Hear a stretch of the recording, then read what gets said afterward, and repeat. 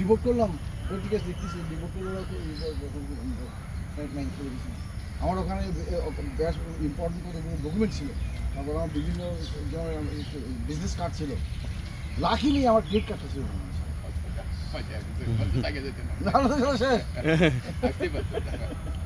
তারপর দেখেন না ওখান থেকে আসলাম জিনিস তৈরি করতে কালকে গোপাল দা কালকে আমাকে ম্যানেজ করে দিচ্ছি। হ্যাঁ সে 11টা বাজে আসছে মাস আবার ভাবতেছে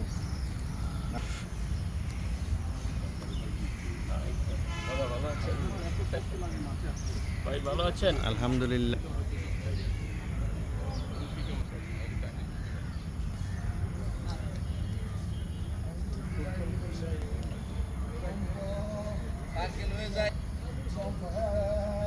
আসি আল্লাহর রহমতে।